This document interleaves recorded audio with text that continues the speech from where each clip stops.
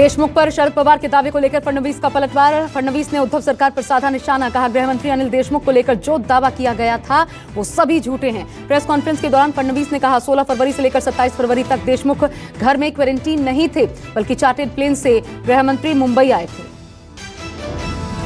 कि मानो गृहमंत्री जी ये नागपुर में होम क्वारंटीन थे। ये माननीय गृहमंत्री जी का मैनिफेस्ट है। 15 तारीख को एक प्राइवेट जेट से वे मुंबई आ गए थे। उससे पहले उन्होंने प्रेस की, उस प्रेस का वीडियो तो कल ही मैंने जारी कर दिया था। देवेंद्र फडणवीस ने अनिल देशमुख पर आरोप लगाते हुए कहा शरद पवार को गलत जानकारी दी गई और उनसे कहलवाया गया। पूर्व मुख्यमंत्री फडणवीस ने सबूत दिखाते हुए कहा महाराष्ट्र में हाई लेवल पर ट्रांसफर पोस्टिंग का रैकेट चल रहा था। इसकी जानकारी महाराष्ट्र के मुख्यमंत्री को थी, लेकिन फिर भी कोई कार्रवाई नहीं की गई।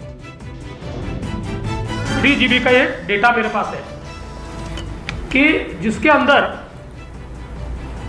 ये सारे कॉल्स इंटरसेप्ट किए हुए हैं और ये एक पूरा रिपोर्ट इसका जो है, मतलब ये कवरिंग लेटर है और कवरिंग लेटर के साथ ये पूरे ट्रांसक्रिप्ट उसके ये रिपोर्ट के साथ माननीय मुख्यमंत्री जी को भेजे गए।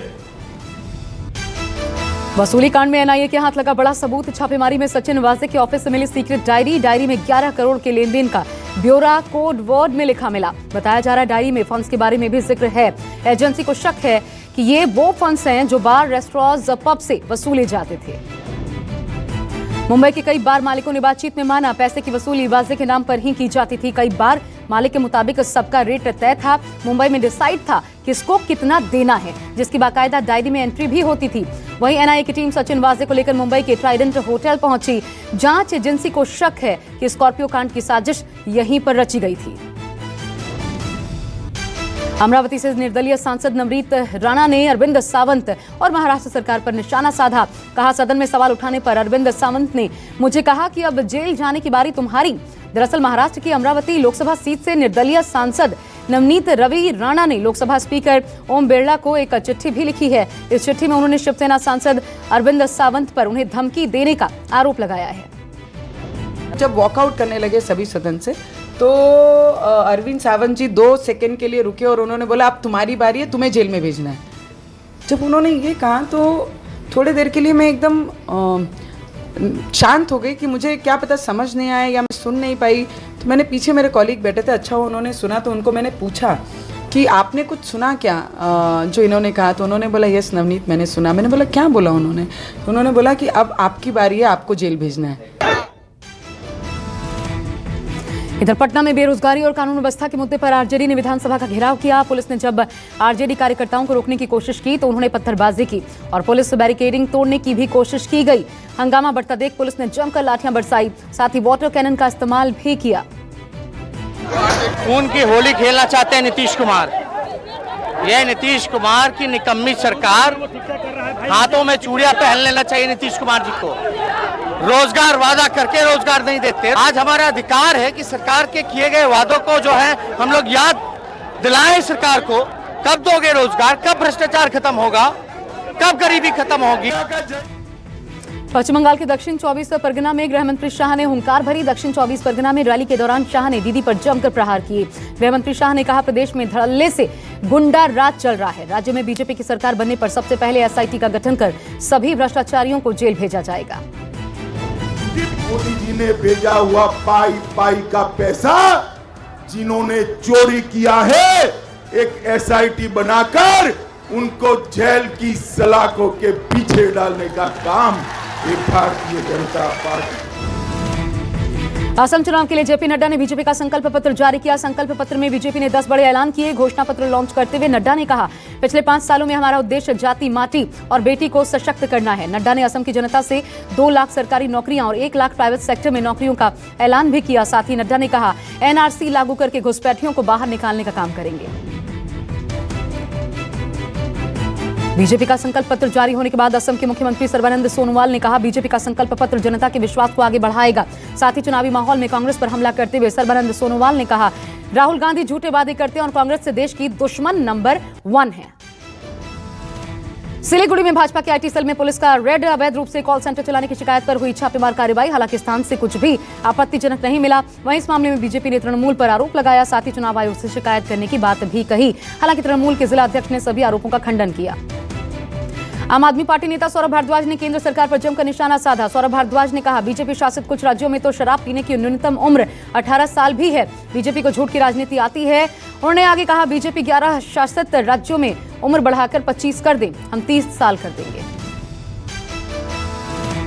इधर लोन मॉरिटोरियम पर सुप्रीम कोर्ट का बड़ा फैसला सामने आया है। सुप्रीम कोर्ट ने आदेश जारी करते हुए कहा, अगर बैंकों ने मॉरिटोरियम अवधि के दौरान ग्राहकों से ब्याज पर ब्याज लिया तो उन्हें इसे ग्राहकों को वापस करना होगा। जम्मू कश्मीर के राजौरी में भारी बर्फबारी के साथ भारी बारिश हो रही है। मौसम विभाग के मुताबिक माना जा रहा है, पहाड़ी इलाकों में बर्फबारी की वजह से मैदानी इलाकों में लोगों को गर्मी से राहत मिल सकती है। पाकिस्तान की तरफ से जैसलमेर में आया भयावह तूफान, चारों ओर सिर्फ रेत नजर आई। तबाह हुए कई घर, बिजली ठप, किसानों की खड़ी फसल बर्बाद हो गई। कोरोना के कहर के बीच बरसाना में लड्डू मार होली खेली गई। मंदिर के सेवायत के जरिए लड्डू फेंककर होली की शुरुआत हुई। देश में बढ़ते कोरोना संक्रमण और नए कोरोना स्ट्रेन को देखते हुए केंद्र सरकार ने बड़ा फैसला लिया। 1 अप्रैल से 45 साल से ज्यादा उम्र के लोगों को कोरोना वैक्सीन दी जाएगी। इसके लिए लोगों को पहले अस्पताल में अपना रजिस्ट्रेशन करवाना होगा। आज मंत्रिमंडल के बैठक में चर्चा हुई और विशेषज्ञों की सलाह, टास्क फोर्स का सलाह और वैज्ञानिक आधार पर 2 फैसले किए गए। पहला फैसला ये कि 1 अप्रैल के बाद 45 से ऊपर कोई भी हो जिसको बीमारी है या नहीं है, सबको वैक्सीन उपलब्ध होगा। उत्तर प्रदेश में पंचायत चुनाव के लिए राज्य निर्वाचन आयोग ने कोविड को लेकर गाइडलाइन जारी की है। अब कोरोना संक्रमित भी पंचायत चुनाव लड़ सकेंगे। मास्क लगाकर ही प्रत्याशी पर्चा भर पाएंगे। भोपाल, इंदौर, जबलपुर के बाद अब राज्य के 2 से 3 शहरों में भी वीकेंड लॉकडाउन लगाया जा सकता है। अब बिना मास्क वालों की पुलिस सेल्फी खींचकर स्लोगन लिखेगी, इन्हें कोरोना से प्यार है और समाज के द्वारा बहिष्कार है। देश में कोरोना का कहर जारी है। कोरोना के मामलों में एक बार फिर भारी उछाल है। 24 घंटे में कल के मुकाबले फिर ज्यादा मरीज सामने आए। एक दिन में कोरोना के करीब 40,715 नए केसेस। अब देश भर में कोरोना के कुल मामले बढ़कर 1,16,86,000 से ज्यादा हुए। अब तक 1,60,166 लोगों की मौत भी। महाराष्ट्र में कोरोना बेकाबू हो चुका है। 24 घंटे के भीतर कोरोना के 24,645 नए मामले। सिर्फ 24 घंटे के भीतर ही कोरोना से 58 लोगों की मौत भी।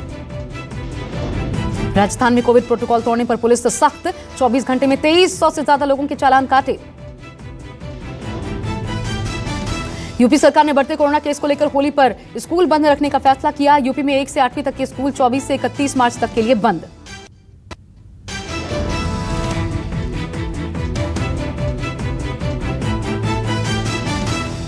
लखनऊ के शकुंतला मिश्रा यूनिवर्सिटी में दिव्यांग छात्र की जमकर पिटाई का मामला आया सामने। वीडियो सोशल मीडिया पर तेजी से वायरल। 2 महीने से यूनिवर्सिटी के मेस में मेन्यू न होने और खाने पीने की सफाई पर सवाल उठाने पर दिव्यांग छात्र को जमकर पीटा गया। बंगाल के सिलीगुड़ी में 500 ग्राम ब्राउन शुगर के साथ एक आरोपी गिरफ्तार। छापेमारी के दौरान विद्यानगर बाजार से सटे इलाके में काफी मात्रा में ब्राउन शुगर बरामद किया गया। गांधीनगर के शाहदरा जिले में चोरों ने 2 दुकानें लूट ली। पूरी घटना सीसीटीवी में कैद। चोरों ने दुकानों का ताला तोड़कर लाखों के सामान पर अपना हाथ साफ कर दिया। बड़ोदरा के एमएस यूनिवर्सिटी में छात्रों के बीच झड़प की घटना सामने आई। एबीवीपी और एजीएसयू छात्र संगठन के बीच जमकर मारपीट हुई। मध्य प्रदेश के ग्वालियर में भीषण सड़क हादसा। बस ने ऑटो को मारी टक्कर। हादसे में 12 महिलाओं समेत 13 की मौत, कई घायल। सभी आंगनबाड़ी केंद्र से जुड़ी हुई थी महिलाएं। यूपी के चित्रकूट में जहरीली शराब पीने से अब तक 7 लोगों की मौत, 3 की हालत गंभीर। जानकारी के मुताबिक दुकान को सीज कर दिया गया है और पुलिस ने अब तक 4 लोगों को गिरफ्तार कर लिया है।